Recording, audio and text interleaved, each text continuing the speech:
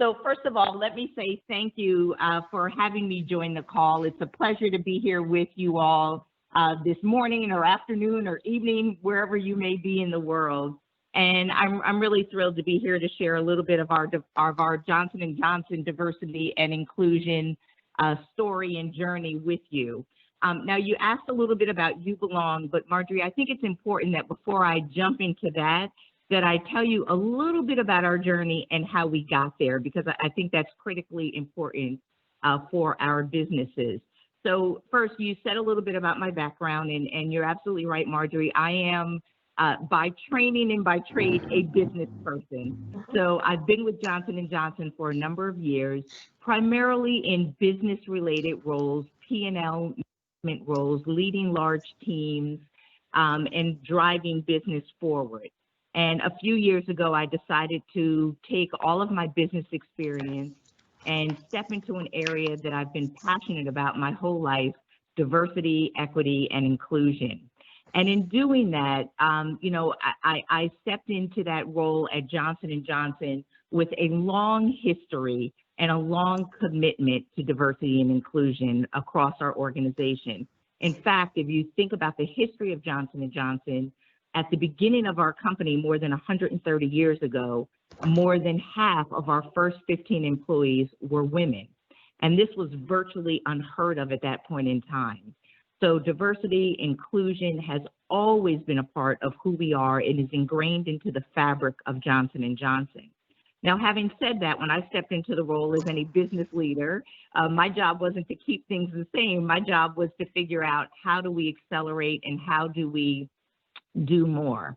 And, as we heard Rick Wade just say, we know that our world is rapidly changing. The U.S. is projected to become a plurality nation by 2045. Our 65 plus population is growing. Generation Z is coming into the marketplace and is making purchasing decisions based on how companies act and align to their moral values. And we see these changes shifting around the world. We know that data tells us that diversity and inclusion adds business value. We could look at studies from Deloitte saying that companies that have more inclusive cultures are 8 times more likely to achieve better business results, 6 times more likely to be innovative and agile, and 2 times more likely to exceed their financial targets. And data from McKinsey shows that companies that were in the top quartile of gender diversity were 21% more likely to outperform their peers, and 33, and if they were in the top quartile of ethnic diversity, were 33% more likely to outperform their peers in earnings before interest and taxes. So we know that there is a solid business case for companies to drive a more diverse, more inclusive, and a more equitable environment. So to meet these rapidly changing needs of our marketplace, we knew that it was critical that we really establish diversity and inclusion as a business imperative across J&J. And so we did that by approaching it just like we would any other business opportunity or challenge. We decided to create an enterprise strategic plan. Now, the first thing that we did was we started with a very large situation assessment where we talked with our employees around the world, and we connected with thousands of employees in 33 different countries in 6 different languages to understand what diversity, inclusion meant to them. And we did a large external scan to understand what was happening in other industries and companies outside of J&J that we could look to for best practices. And so what those insights helped us to understand is that while diversity may look different as you move around the world, inclusion was exactly the same. All employees wanted to feel like they belonged. And so that led to us creating an enterprise strategy that's anchored on 3 major strategic pillars. The first is we're focused on advancing our culture of inclusion and innovation. The second is we're focused on building a more diverse workforce that reflects the diversity of the patients, the consumers, and the markets that we serve. And the third is that we know we have to connect diversity and inclusion into our businesses and into our business strategies to better understand the needs of the diverse marketplace that we serve and to create innovative solutions to address those needs. So, so to deliver on that strategy, we also knew that we had to have a unified language, and that gets to your question, Marjorie. And so to do that, we created a new definition for diversity and inclusion. Now, prior to this, if I had asked 10 J&J employees to define diversity and inclusion, I would have gotten 10 variations of answers. And so we knew that we wanted to all speak the same language, have the same understanding of the value of diversity and inclusion so that we can lift our entire organization. So at Johnson & Johnson, diversity and inclusion means you belong. Diversity is about everyone's unique perspective. It's about our individual selves, our colleagues, and the world we care for, all backgrounds, beliefs, and the entire range of human experience coming together. And inclusion at Johnson & Johnson is about creating a deep sense of belonging. It's about our culture where everyone is valued, everyone's ideas are heard, and we can advance this culture for everyone across our organization. Now, in doing that, we also created a vision and a mission for all of our employees to live into and to aspire to. Our vision is be yourself, change the world. And that means that we want at J&J every person to use their unique experiences and to help drive change and create a better society for all. And our mission is to make diversity and inclusion how we work every day. To advance our culture of belonging, where open hearts and minds combine to unleash the potential brilliant mix of every person in our organization across Johnson & Johnson. So that's sort of a high-level overview of what belonging means to us and our journey to get there. So I'll pause there and let you ask the next question, Marjorie. Thanks, Wanda. That was a terrific overview, and I think you set up one of the questions that will be of tremendous interest to our participants, including one that was actually posted in the Q&A. You talked about diversity being potentially different as you cross geographies, but inclusion indeed transcending those geographies. Can you talk a little bit about how you support DEI activities within Johnson & Johnson across diverse geographies? How do you help different business units or different country teams take up these issues, and what resources do you provide to them, especially in terms of potentially in terms of local partners? Absolutely. So again, when we think about diversity, it may look different as we move around the world, but inclusion is the same. So we really anchored our enterprise strategy around inclusion. And while we have an enterprise strategy that everyone aligns to around the world, Marjorie, we knew that it was important that we were able to make that locally relevant so that it was more meaningful to our employees. So we anchor to our 3 strategic pillars, right? And so I'll give you some examples within each of the pillars. So our first pillar is around advancing our culture of innovation. And within that pillar, we have several things that are going on. First, we thought it was important that our workforce understand, understand a little bit about the unconscious bias that every single employee has, and how that may mean that your actions may actually not align with your intentions. So we've anchored that on helping everyone understand their own unconscious bias with some training there. We're focused on building inclusive leadership competencies. We're focused on mitigating hidden biases from our systems and our processes. And we also focus around building inclusion around accountability across our organization. Now, if we think about so that actually looks the same no matter where we go in the world. But when we think about building a more diverse workforce for the future, that's where we may have some shifts. So I'll give you some examples. So, across the globe, we're looking at how do we develop and advance diverse talent at all levels. where we're educating on things like relationship capital and doing sponsorship programs across the enterprise. And then we have employee groups called employee resource groups that are really designed to help the organization understand the needs of some of our diverse groups and populations within our organization, but also help the organization understand how to connect with the patients and the consumers that may be members of that particular diverse population. So I'll give you an example of how that might look differently around the world. So when we think about the U.S., certainly we're working on training or development that we may need to do slightly differently to understand the needs of Black Americans or Hispanic, Latino Americans. Now, if we go around the world, clearly if we're in the Asia Pacific region, that's not going to apply. So in Asia Pacific, we're thinking, okay, so if we're going to build a more inclusive culture, what should we do differently here? And there it's more focused on what we need to do around not only supporting women in the workforce, but building up women outside of J&J so that we can build a pipeline of future talent, and working on things like within our organization, what do we need to do differently to support women, like around childcare and things of that nature.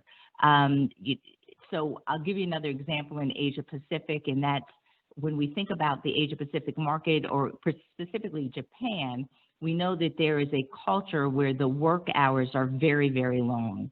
And we found that culture within Japan was putting a lot of additional stress on our employees because of the long working hours. And it was also making it challenging for women to enter into the workforce.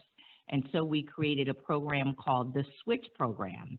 Now, within that program, what that means is that we're trying to switch the mindset about what healthy work-life balance looks like. And in order to help do that, we literally are switching off the lights at a reasonable time within our buildings so that employees are forced to leave the workplace.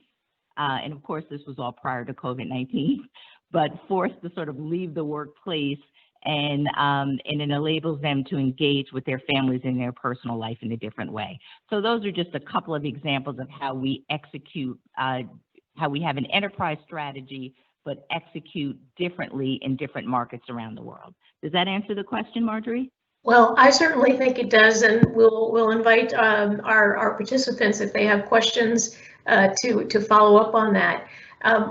I'd like you to elaborate a little bit, Wanda, if you would, on a couple of things. First, how much of this effort, DEI, how much of this DEI initiative within J&J is driven sort of top down versus bottom up? And then secondly, how do you actually measure success? Okay, great, fantastic question. And Marjorie, I think you've hit on something that's really important when you say top down versus bottom up. And it has to be a little bit of both. So when we think about our strategy, we've done a lot of work since we launched this strategy a few years ago to figure out what makes it work and how do we continue to improve. And we've identified a few key success factors that we think are critical. And you'll hear as I talk through them that it addresses both the top-down and the bottom-up approach. So from our critical success factors, we do think it is absolutely necessary to have the right tone at the top. You have to have your senior leaders in an organization really owning diversity, equity, and inclusion with you. Leading the initiatives, role modeling what great inclusive behaviors look like, and driving accountability through our organization.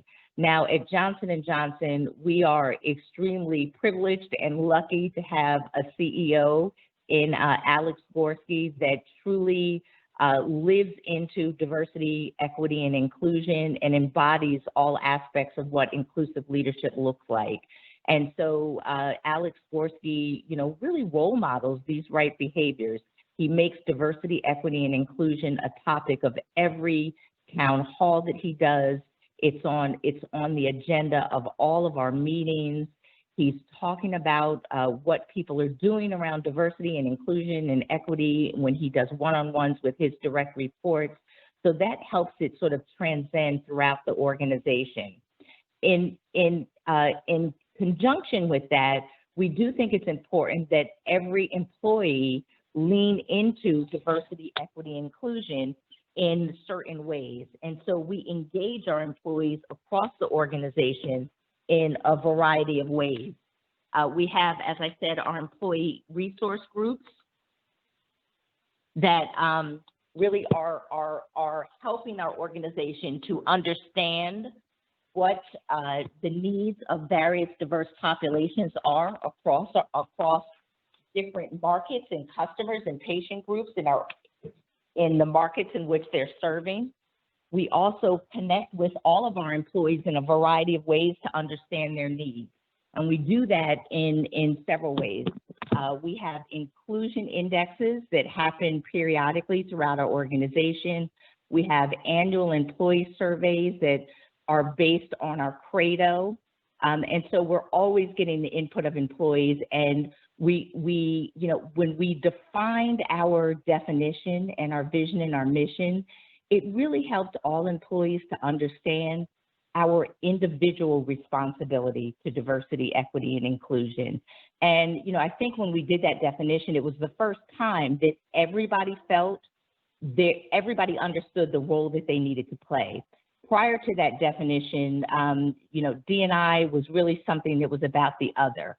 But now we've made it something that every employee understands the value to them personally, no matter who they are or what they look like or where they are in the world. And by bringing their full selves and their authentic self to the workforce, they understand the value to innovation and the value to the patients and the consumers that we serve. And let me just go through some of the other key success factors, because that may drive some additional questions, but we think it's important to have tone at the top. You have to have, this has to be a business imperative that drives through all of your strategies. We think it's important to have an evidence-based strategy, right? And so because by having something that's based on data, it allows us to measure it and to figure out what's working and what's not working, and to fail fast, to course correct when necessary. It's critical that for diversity and inclusion that it's embedded throughout your systems and processes. So it can't just be an activity that you're doing, and like I think many companies are very quick to, say we're going to do something like train on a specific aspect. But if you don't understand how that's linking into a strategy, it becomes an activity that doesn't necessarily drive the right kinds of outcomes. And then we do think it's really important to have metrics and accountability, and critically important to engage all of your employees across your workforce. That's fantastic. Thanks so much, Wanda. I'd like to bring Rick into the conversation. Rick, can you talk a little bit about how we can work with companies like J&J, both to learn from them, but also to provide them additional tools to expand their initiatives in this regard? How much can we do versus how much it has to be driven by the companies themselves? Well, listen, I mean, it is all about the companies, and we can learn a great deal. One of the value propositions of our equality of opportunity agenda is sharing best practices and becoming a repository for the kind of work that Wanda just talked about at Johnson & Johnson. How can we share that as a best practice across business and industry across America and the world? So, I mean, at the end of the day, it is about the businesses, and at the chamber, our capability to convene and share those practices are extraordinarily important. And, in turn, we want, obviously, the Johnson & Johnsons of the world to view us as a resource, not just on best practices on the business side, but to be able to learn from them so we can advance the kinds of policies that are supportive of the broader agenda of diversity, equality of opportunity. Thank you so much, Rick. Wanda, can you talk a little bit about what hasn't worked, and how have you learned from those examples or those situations to guide your progress going forward? I'm thinking in particular of whether there have been initiatives that have been undertaken outside the U.S. that you have found either haven't been as successful, maybe haven't met the standards that the company is looking for. I'm trying to get a sense of what resources the mothership, if you will, can offer to the businesses outside the U.S. And guidance you can offer that may be able to be amplified by our AmChams as well.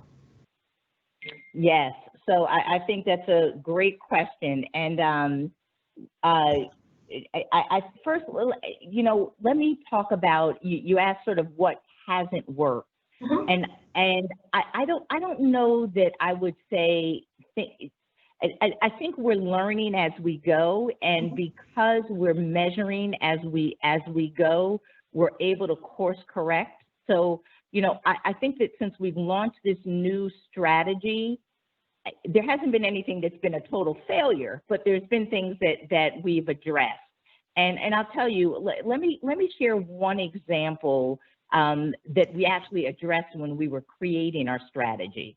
So you'll hear that many companies, and J&J was certainly, and it's still one of many that have that put a lot of energy into mentorship. Right? And mentorship is fantastic, right? We still have very successful mentorship programs, and we encourage all of our leaders to mentor up and coming talent. And so that's fantastic. And what we learned along the way, that mentorship is wonderful for, sort of guiding people, providing advice, giving people a safe space to share and to talk about challenges that they might be having. And so there's wonderful outcomes in those areas from mentorship. What we found also, though, was that mentorship wasn't necessarily advancing someone's development. And so based on that key learning, and that was something that we saw when we looked externally, that we're working for some other organizations. And so based on that learning, we created an enterprise sponsorship program. And there's a difference between sponsorship and mentorship. So I just talked a little bit about mentorship, but sponsorship is really about putting your reputation on the line to create development opportunities that will help somebody to advance their capabilities and their leadership, that hopefully will lead to them advancing in their careers. So that was one of the key learnings that allowed us to sort of course correct along the way and say, yes, we value mentorship and we want to continue doing mentorship, but we created a formalized sponsorship program that connects our most senior leaders in J&J with diverse talent at all levels of the organization that they may not have necessarily been connected to in the past. So that's one of the example of a learning where we were able to make some adjustments and put in additional support and resources to really drive the kind of outcomes that we wanted around development. And I think, Marjorie, you had another question in there. If you could ask that again, because I'm not sure that I answered that one. No, thanks for that, Wanda. No, it has more to do with sort of how do you communicate the lessons that have been learned along the way to the global environment. And let me ask just a follow-up question, because I know we're coming toward the end of our time together. Can you talk a little bit about the importance of public recognition? I know, for example, that J&J was top of the list for Diversity Inc.'s 50 Best Companies for Diversity back in 2018.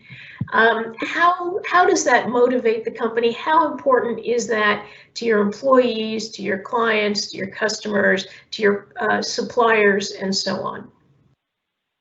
Yeah, so I'll start with that, with the external recognition. And Marjorie, you're absolutely right. J&J, with our long history of diversity and inclusion and focus on equity, we have been well recognized in this space, even prior to this enterprise strategy going in place. And then once the enterprise strategy went in place, that recognition even accelerated. So you're right, we were #1 on the Diversity Inc.'s top 50 list, I think in 2018, and then in 2019, we moved to the Diversity Inc. Hall of Fame. We have been in the top 10 companies of 100 best companies for working mothers for 34 or 35 years, and we're only one of 2 companies that have been on the list since the list has been in existence in the top 10. And we've been #1 multiple times there. We consistently get 100% on the Corporate Equality Index, the Human Rights Campaign, and then even external to the U.S. For example, I had talked about the example with Japan, and this I think is an example of outcomes that have come from our strategy. So when we started really focusing on supporting women in the workforce in Japan and building that pipeline of talent, we became the Nikkei Women's #1 company for women in 2018 as well, right? And so I think that a lot of the work that we've done has led to external recognition, and that is important because as populations look to companies, and we clearly see this with the next generation that's coming up, the Gen Z. And data is showing us that Gen Z is really looking to align with companies, both companies to work for, but also to make purchasing decisions from. And a recent study that just occurred over the last couple of months as we entered into the summer months with the killing of George Floyd and the recognition that racism was still very prevalent in our society. There was a study that showed that Gen Z, more than 70% of those in this study said that they would make permanent purchasing decisions and permanent employment decisions based on how companies responded to this moment. So I think that external recognition is critically important because it's a way for patients, consumers, future employees to really understand the commitment that your organization has to diversity, equity, and inclusion, and to understand, sort of the moral compass of your corporation in an external, objective manner. So I think it's really important. Fantastic, thank you. I'm going to offer one final question, and then I'm going to pitch it back to Myron. How do you work with your suppliers on these issues? Do you, in fact, encourage your suppliers to undertake certain DEI-related efforts in order to sort of, if you will, stay in the good graces of the company? And to what extent do you encourage your employees to take these ideas and ideals that you're talking about, the business imperative and so on, and pursue those same ideas and ideals even beyond the workplace? Yes, and just a real quick answer is yes to both, right? So from a supplier standpoint, we have a very big program around supplier diversity. In fact, Johnson & Johnson is a member of the $1 Billion Roundtable, and we're very proud of that. We've been a member for many, many years of the $1 Billion Roundtable, and we work very closely with our diverse suppliers, not only in trying to drive economic equity by partnering with diverse suppliers, but we also work with our diverse suppliers to ensure that they have tools and resources and provide training and things of that nature to help their businesses be successful. One of the things that we are looking at now is for all of our suppliers to really look at the level of diverse representation that they have on their workforce. And that is now becoming a consideration as to how we select suppliers, because we think it's important. You need to have, you know, like if we're thinking about a firm that's maybe creating marketing campaigns for us, we want to make sure that we have diverse voices and experiences around that table, because that's how we know we're going to get a marketing campaign that better connects with the diversity of the market that we're serving. So that's critically important to us. And at Johnson & Johnson, you know, I'm sure that since we have a lot of people that are focused on the business community here on the line, you all likely know our credo. And our credo really is our guide. Our credo outlines our responsibilities that we have to the world, and it has 4 big areas. The first paragraph of our credo talks about our responsibilities to our employees, our responsibilities to our patients, consumers, and customers that we serve. Our second paragraph of our credo talks about our responsibility to our employees. The third paragraph talks about the responsibilities that we have to the communities in which we live and work. And the fourth paragraph really talks about the responsibilities that we have to our shareholders. And our credo, you know, many companies would have the shareholders first, but we truly believe if we do the first 3 things right, if we do right by the patients, the consumers, the mothers, the fathers that use our products, do right by our employees, and do right by our communities, that our shareholders actually don't have a choice but to realize a fair return on their investment. And that model has worked very well for us. Our credo's been in existence for, I think, 77 years or so, and that model has worked well for us. Now, in that, we talk about our responsibility to our communities.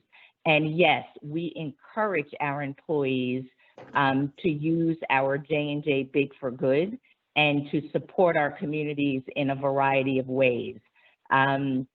You know, I'll give one example. You know, clearly we're in an election year. And so this year, in some of the work that we've done with the Business Roundtable, we've given our employees this year half a day off for election day, but we're also encouraging them to do their civic duty by working at the polls and doing things like that.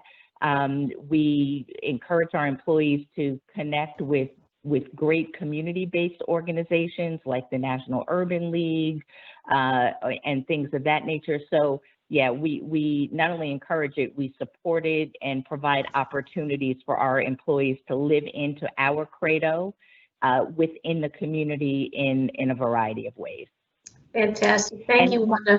Sorry, go ahead. And Marjorie, if I can just add one more thing, because I know we're about to close. I've talked a lot about our J&J strategy, and I would encourage everyone to